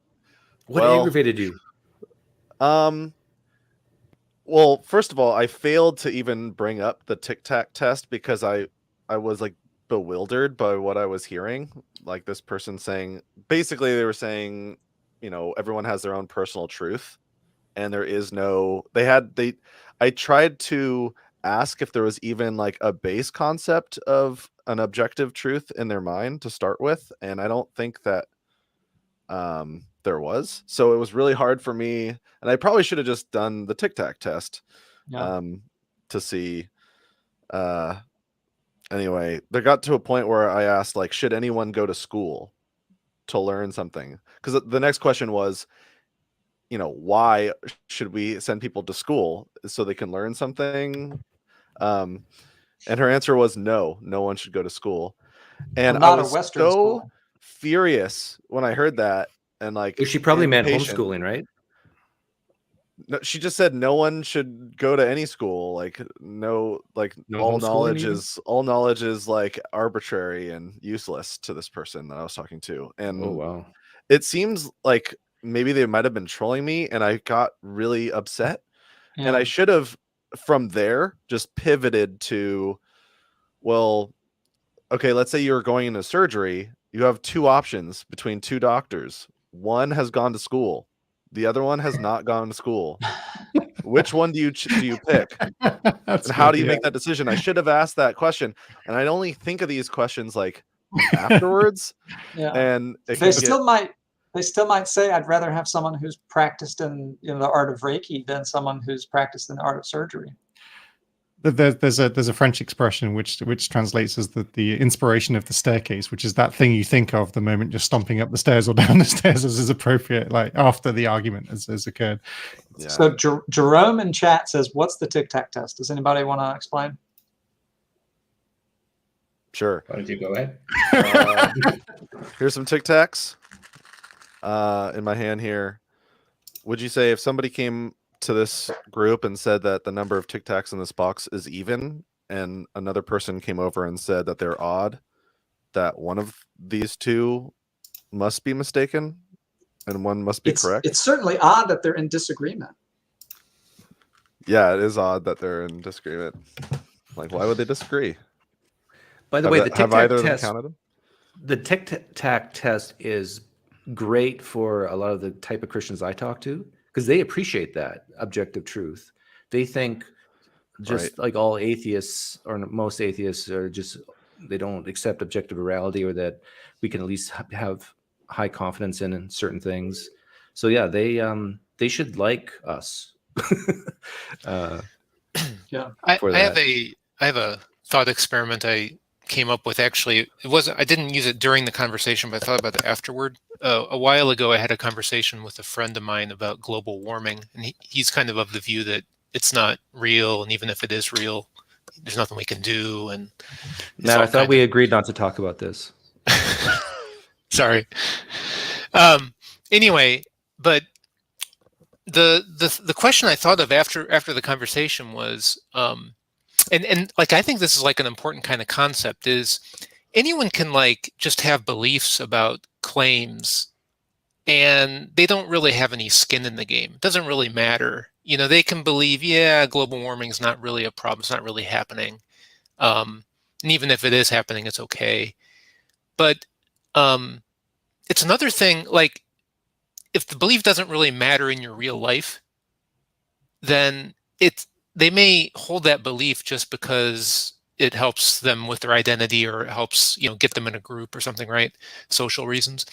So the question I thought of is like, well, let's imagine, and this was actually, I thought of this after I read an article about how some ski resorts are finding that the weather is becoming unfavorable if they're not high altitude because of changes in the weather. And so some of them are probably going to go out of business in the next 10 or 20 years. And so my question I thought of was, imagine you are an owner of a ski resort and you have your life savings in it, and you're at a low altitude, and you know there are these articles that say the weather's changing, you're going to have shorter seasons, you're not going to be able to make as much money. Like, would that, like, what would you need to see in order, like, put yourself in that position where like your life savings is at risk, right? To really like get the gears grinding, like get the tire engaged with the road. Like, sometimes beliefs in the abstract, it's like, well, who cares? You know, yeah, I don't think global warming is happening. Which one are you saying is better?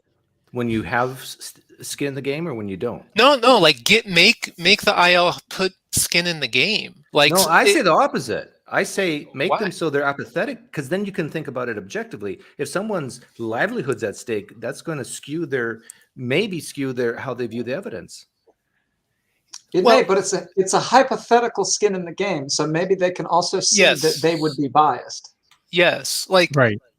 Like, imagine you owned a ski resort and articles said that you know, where you're located, it's going to go out of business. Like, would that, like, what would that mean? Like, hypothetically, like it's like an outsider test that's deliberately invoking empathy, right? You're trying to get them to see it from a different perspective, but also engage with it emotionally so that they're taking it seriously. And I think, I think that's a good one. There's something that's related, but not quite the same thing, that I saw Doug do, and I've started to do it, which is, you know, let's say you're talking to somebody about religion, and they're giving you all these highfalutin reasons, and they're so esoteric. Why say highfalutin?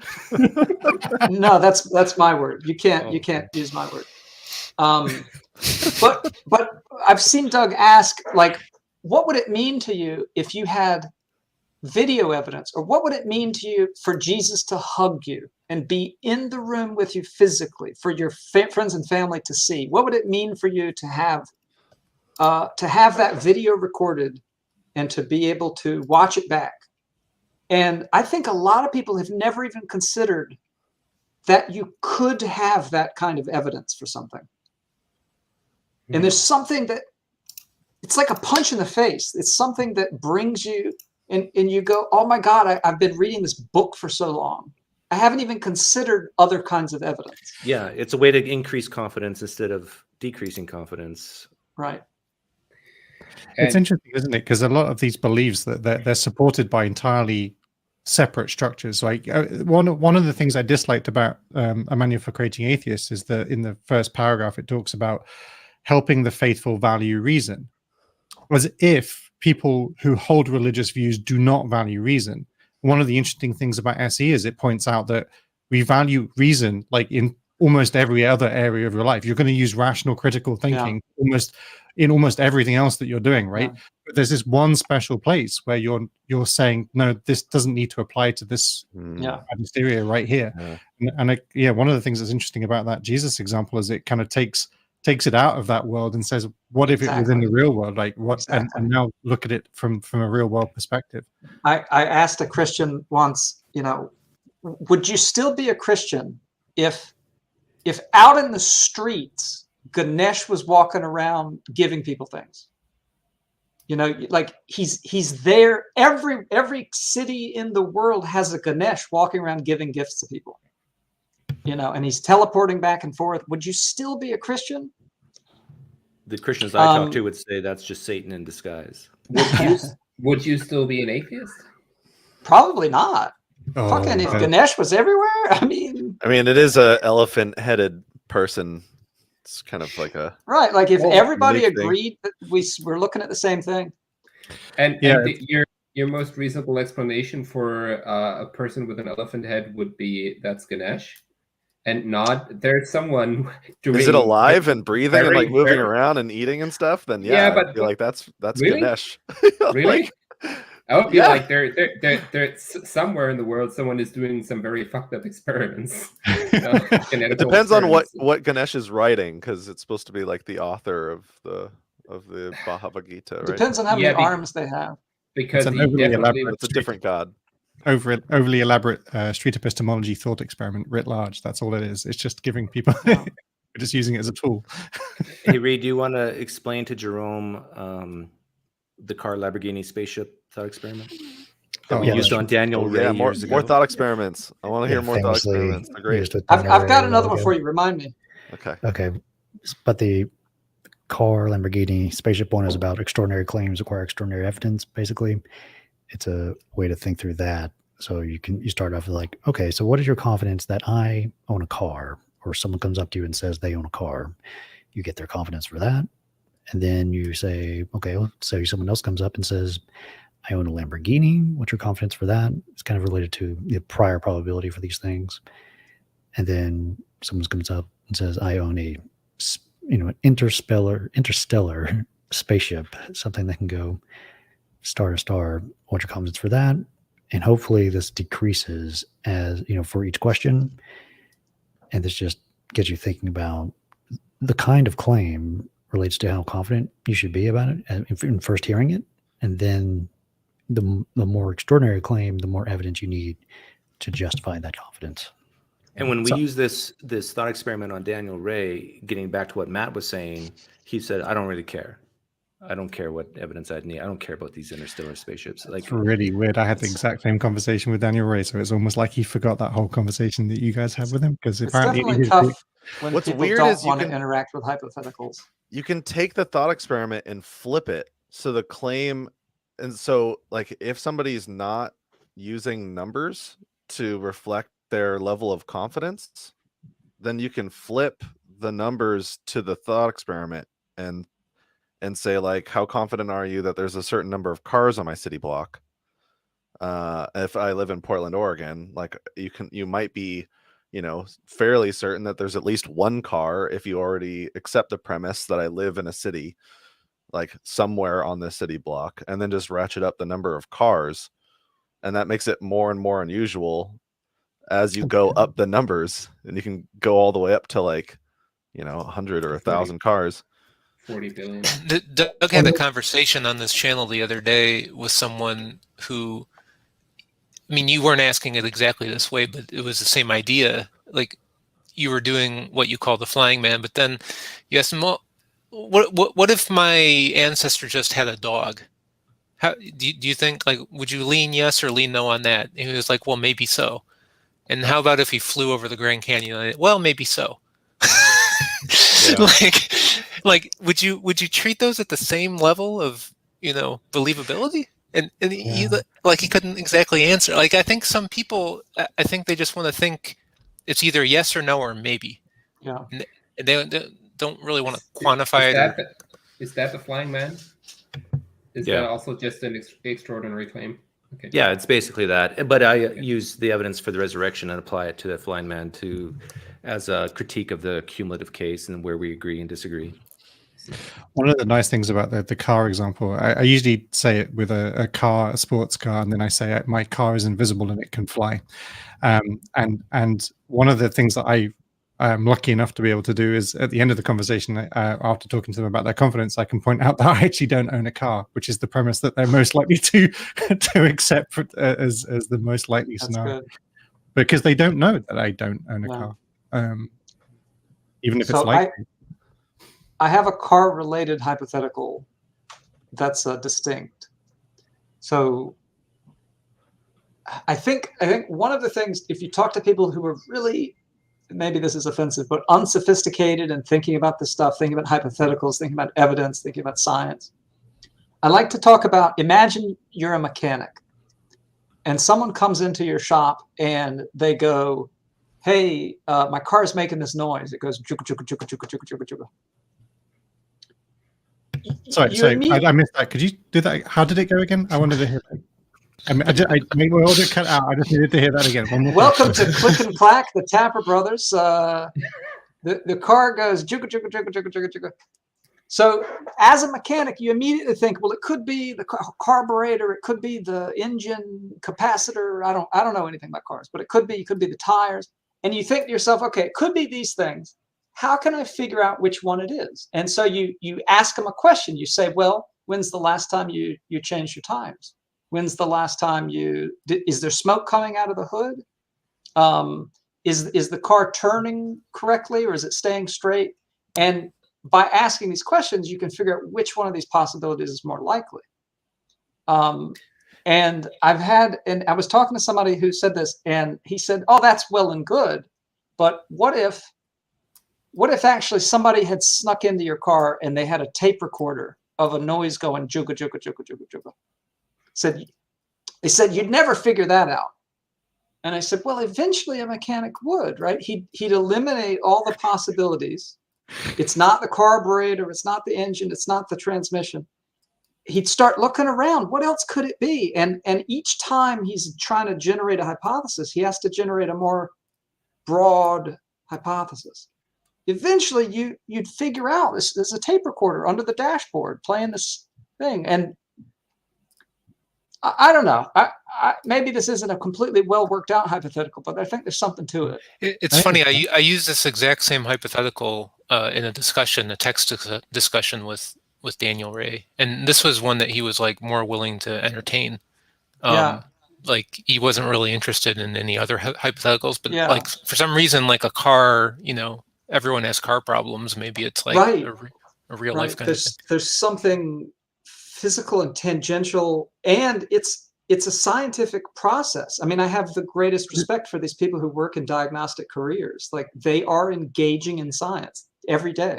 But it's intuitive, right? There's a hypothesis. It's X, and so you open up the hood and you check X, and it's not that. That seems fine, right? You've disconfirmed it, and you can talk about these kinds of things. And this is the thing, like the scientific method is just codifying how human beings explore almost everything, right? Like almost everything in our world. We just figure it out from the middle outwards. We don't have certainty. We just make a hypothesis. We essentially test it. We explore it. Even children, babies do this, right? This is how we discover. And it would be weird. It would be weird if your first thought was somebody put a tape recorder under your dashboard. That would be a strange claim. If it turned out to be true, it still would be. It may turn out to be true, but it would still be a bad irrational process. claim. That's exactly that principle in medicine. When you hear hoofbeats, think horses, not zebras. When someone comes into your shop and their car goes, "What's the sound again?" You don't say, "Oh, last month I had someone with a tape recorder with that sound." It's probably that. Yeah, we're getting a lot of these tape recorder related incidents recently. It's a real problem, man. Don't know what we're going to do. Actually, if you were going around shoving tape recorders into cars. I think what's fantastic about it is if as a mechanic you were getting a bunch of tape recorders, it would increase your likelihood that that's the thing that you should check first. Yeah, exactly.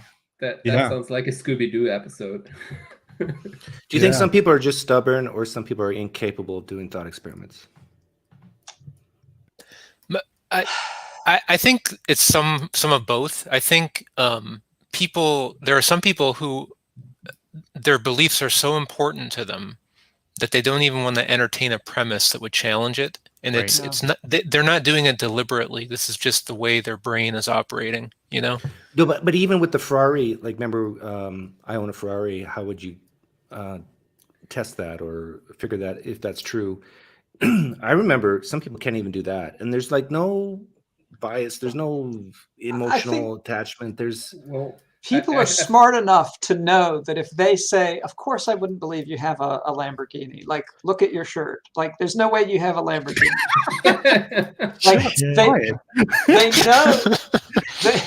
They know that if they say that, they're not justified in thinking the same about this other thing you're talking about. No, but there's been cases where, like Reid, hasn't there been cases where we're not even talking about anything they care about at all? We just do the Lamborghini thought experiment. Like, I don't own this Lamborghini, but I say I do. How would you investigate this? Sometimes Well, I wonder present your if we title. think that it's an innocuous thought experiment, and it's actually not, because unbeknownst to either of us, they're using that epistemology, that unusual things happen all the time, to bolster their confidence in their claim. And they probably do that, and sometimes it's hard to acknowledge that we do that. And when we run the thought experiment, I think they feel like they have to rationalize a way out of the thought experiment. So no one's here prepared to say that some people are just not smart enough. It reminds me of the experiment the U.S. military did, where they tried to recruit people, and like some people are not smart enough when they need to throw something like a grenade to like lean back and arc it. They just throw it straight, and it doesn't go as far, so that will risk blowing yourself up. And people can't be taught to arc it. They just evolution will straight. take care of those people that get it wrong, I think. So if that is a phenomenon that happens, maybe that's related to people not being able to think of hypotheticals. I'm sure there are many people who can't really do hypotheticals very well, but I do think though, like everyone deals with hypotheticals in their real life every day. Like that's why I think you have to come up with a hypothetical that's not so abstract, because I think some people. I think the way that I would say it is some people have this thing that goes off in their head and they say, why are we doing this weird hypothetical? There's something weird about hypotheticals. So you have to give a hypothetical that's like natural. I think one of the problems is the context, though. If people are talking to you and they are knowingly talking to atheist street epistemologist types, then they're going to be less willing to honestly entertain a hypothetical than if you're talking to somebody who is not, engaging in it with that context, right? They're worried they're walking into a trap. They're worried they're going to be gotcha. There's a gotcha. This isn't a thought experiment. This is an atheist propaganda machine tool that you just being, Bill, So I can make a claim. If you believe in strong determinism, what's the difference between someone being too stubborn, quote unquote, and someone not being able to entertain the thought experiment? Because if they're too stubborn, they can't help being that stubborn. So no, that is actually a point that I think it's helpful to think about it that way, because they're not trying to be stubborn. It might be some fear that they have with something. They're afraid of questioning that, but still they can't change that about themselves in that. I think it's a defense mechanism. And I would go so far as to say that is the problem with the tic-tac test, is that there's no motivation. You yourself, Chucky, said some people don't know the difference between even and odd. Like you're giving humans too much credit. I'm literally saying, well, that's true. I mean, but I'm saying the problem with the tic-tac test is there's no story, there's no narrative, there's no justification for these people having this discussion about even and odd. It's so abstract, which is, you ask somebody who doesn't like hypotheticals about the pennies buying bread, because that is a real motivated example. They've been in a situation where they've disagreed with a person who's attending a cash register.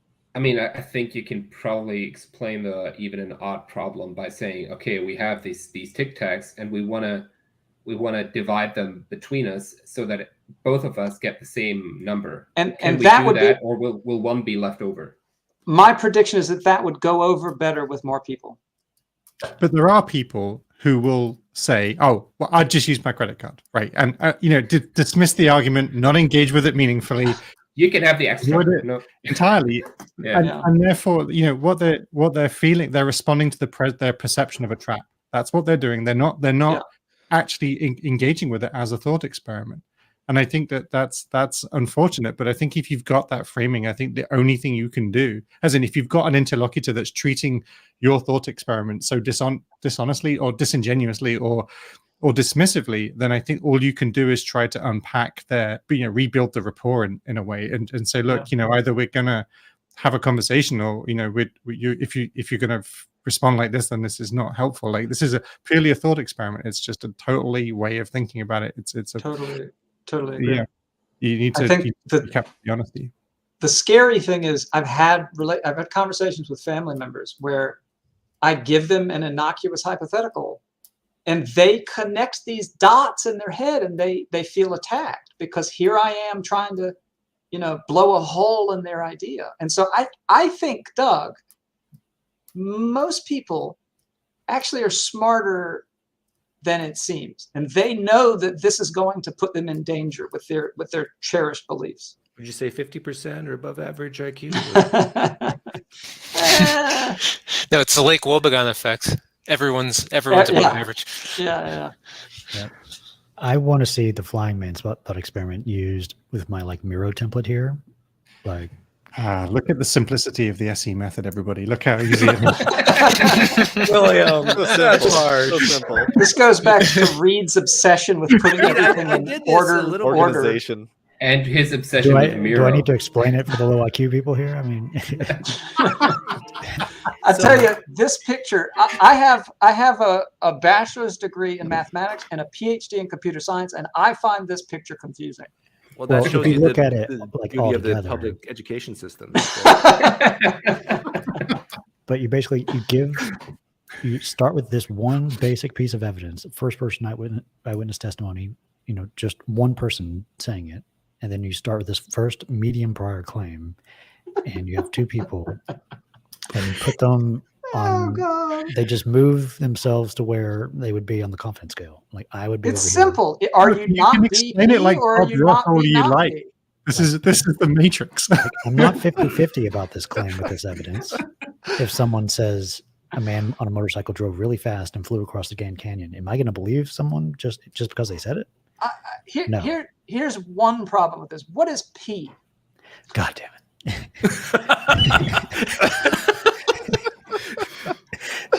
I think Chucky just made my point that I brought up earlier.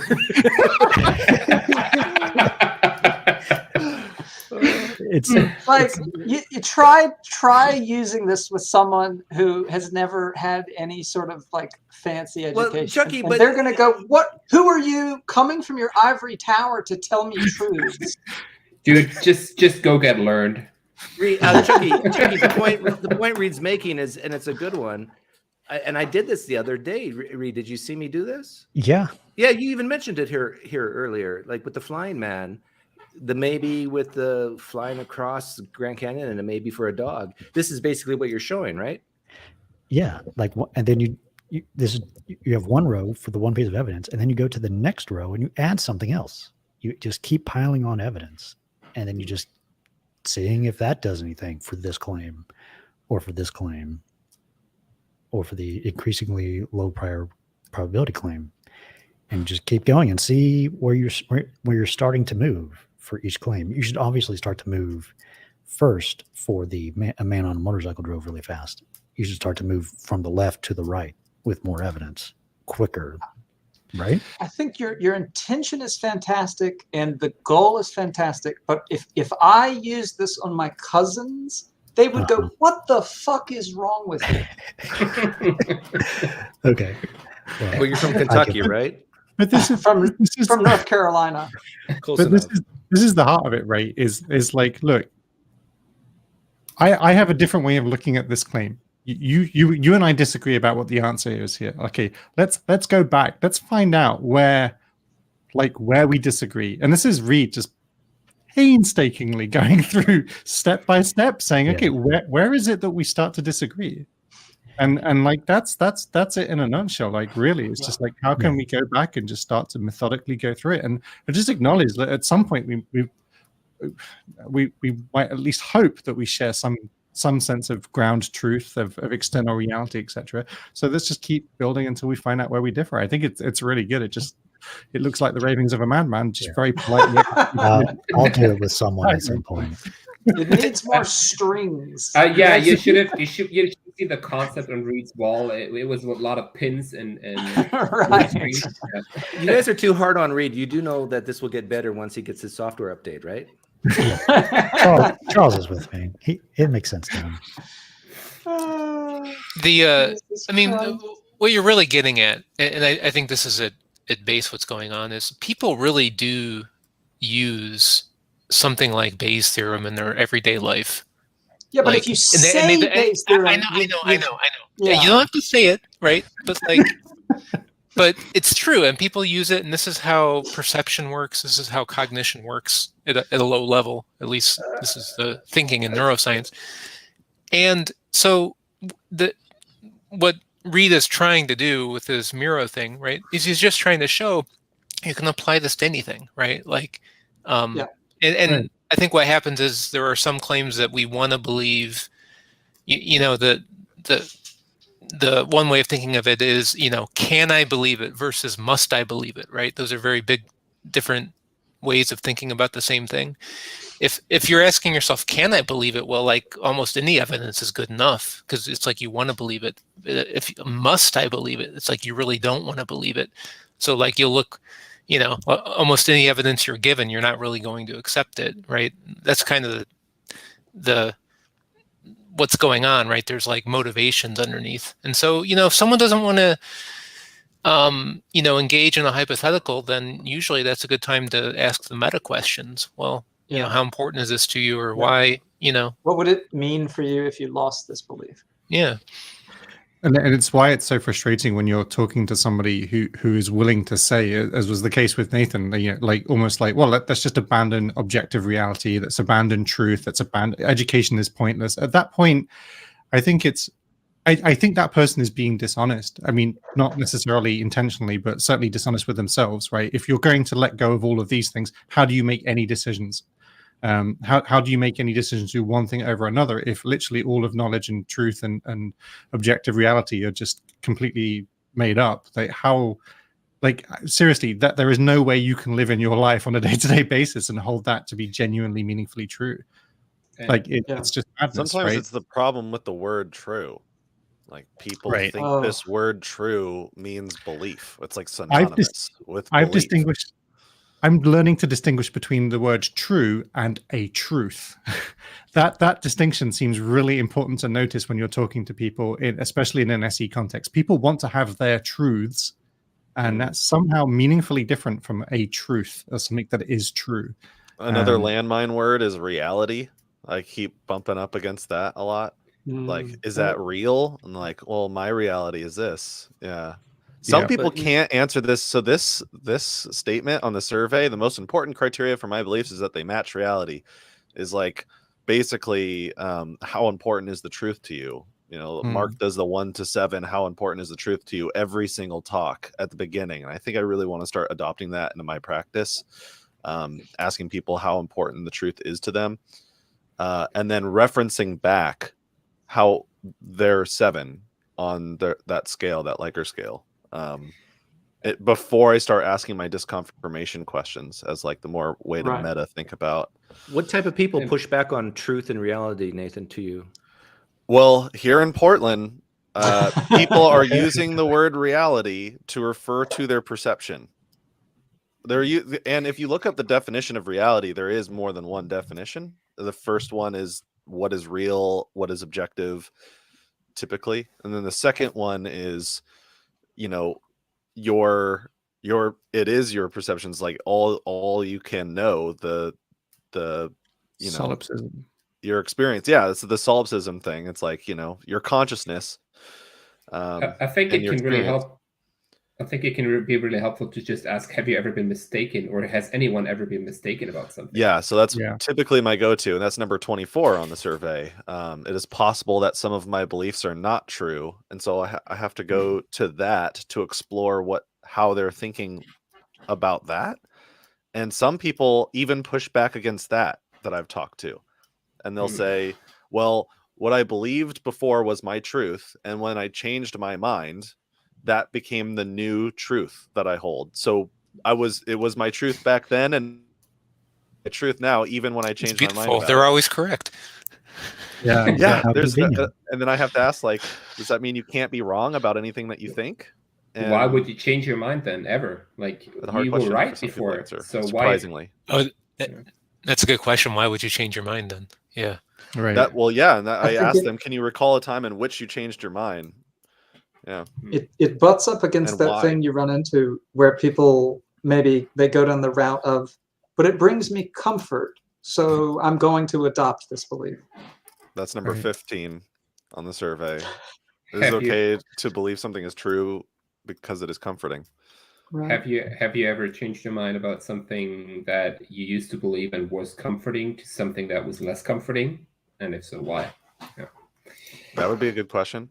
Although my I think- typical question in I- response is an outsider test on that. Imagine somebody else Yeah. comes here and to them it's more comforting to think the opposite thing. Could there Yeah. be a But then- dispute then you get, between well, you then two it's true now for them, at this isn't it? point? Um, And which Well- one of you two should I be listening to? Well, that's up to you. Who am I to question with? Yeah. If You I know, yeah, I'll usually preface Well, it with yeah. if I want to know the truth, which one should I listen to? I'm noticing again the things that are on the survey are again very abstract, and not everybody engages well with that. And so you Yeah. could ask, for example, would you want to know if you had cancer?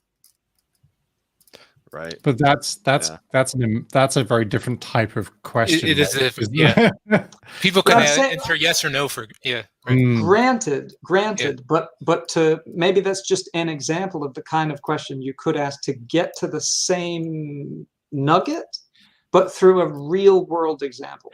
So that's the problem with the real world examples is they can unintentionally invoke other criteria. So the beauty of a thought experiment is that it's the most wonderful clinical environment in the world, right? And the only the things that are there are the things that are there. By their Totally abstractions- agree, but by not their- everybody likes them. I hear you. I mean, Yeah. the trolley problem is one of the most wonderful Exactly. thought experiments in the world, right? And yet, you hear people all day when I do the first version of the trolley problem. I always say that there are 4 people tied up on the train track and the lever, and I say, and then there's another train track and nothing is on it, and do you pull the lever? And essentially in this setup, pulling the lever just saves the people, right? So unless the person I'm talking to is a sociopath, they absolutely would pull the lever. Like they would have to. There would be no reason not to. And people still hesitate and ask me questions about what? Because you're even asking the question, they think it's a trap. They think it's a puzzle. It's a And riddle. what I'm going to do is I'm going to say, "Oh, you pulled the lever. Aha! But there's a dragon on there, and he got really angry. It's because of your evil." Here's a question for you guys. Why not do what I do, where I basically tell them beforehand, I'm about to trap you. Are you okay with that? And then have them say yes or no. If they say no, then they leave. If they say yes, and say, okay, you're going in full tilt, knowing that I'm trying to trap you and cause you discomfort. And if you agree to do it, then let's do it. Like, maybe that's a better way to go. I haven't gone that far, but something that I do in almost every talk is I say at some point, do you mind if I ask you a pointed question? It might make you feel uncomfortable. And they almost always say yes. And then they've agreed to it. Yeah, that's good. Because it's like a challenge, right? It comes instead of being defensive, it's like, I'm going to overcome this challenge. Exactly. Interesting. Yeah, you have more experience, like Doug, being on the internet with other people who reach out to you over the internet, so they know what they're getting into when they call in. Right. Yeah. Whereas, like, But even I'm just then, in a park talking to random people, Yeah, that's true. You might get or at a someone might festival punch you in with a the bunch of face. hippies. I just wanted to go back to one thing on that question 18 on the survey. I think it was the most important thing, or I think it's important Most that my important. beliefs match reality. I think if you ask someone that, like, most people will say yes, right? Yeah. But they don't recognize that that there is this that they also have desires for some claims to be true and some claims to not be true. So it's almost like what they call that bias on surveys, where people want to answer a certain way because it's the right way to answer. I forget the name of it. But I think if you ask people that, they say, yeah, of course I do. Why wouldn't I? Right? But then they don't. Another problem with it being so abstract. They know what they should answer, and so that's how they answer.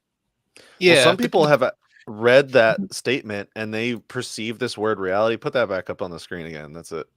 There's like this word reality. They think it's their perception. So some people struggle to even figure out which box they want to tick on the survey because they're thinking in subjective, like relativistic terms. Yeah. So they're having a hard time figuring out how to even answer it.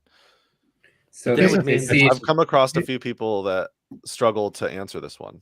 They almost understand it. Oh, go ahead, Janosch. So they kind of see it as like what's the name for it? Something that is always true. A tautology. Tautology. Yeah. They see it as a tautology. It's important that I believe in things that I believe in, or that that's how they're reading it. Is reality. Sometimes. Yeah, it's pretty rare, but I've come across it enough times to where people, and I've even very West Coast phenomenon. This video isn't released yet. Somebody they were like reading it out loud, and they just said out loud "my reality" as they read it. Like they inserted a word that wasn't even there. Like that's how deep this is going. Sometimes. But these people all these people wear man buns and sandals, right? So one way we could defuse the thought experiment problem is because the purpose of a thought experiment isn't really to get an answer and then go aha, right? Like, well, Pinecreek may do that, but like I think the rest of us we're asking the questions, try to promote thought, right? And so one way we might say is, hey, you don't have to answer this question, but like I'm going to run a series of situations by you, and I just want you to think about how you would answer them.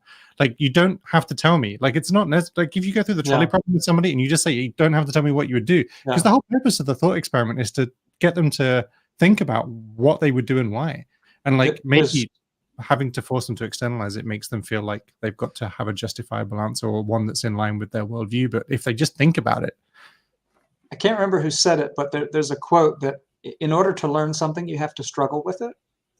And I think these questions, even if they don't answer them out loud, there's a process inside where they're struggling. They go, would I pull the lever? Would I not? And right. That's something the joy to be gained from that. Yeah. 100%. Yeah. Well, this was a wonderful experiment, trying to accept call-in calls, and we mostly just answered a bunch of questions in the feed, which I thought was like really awesome. Fine. We can chat with ourselves too, but if you want to do the SE practice, one is starting right now in the SE Discord, and maybe next week we can try this again and try to get someone actually with a claim. That'd be nice. This was fun. Yeah, enjoyed it. Thanks a lot, guys. We should do it like this again. I think we got more engagement this time. Than we can make this its own show versus reviews. Yeah, this is the Hamza's den of SE. And the theist version of Pinecreek will call in one time.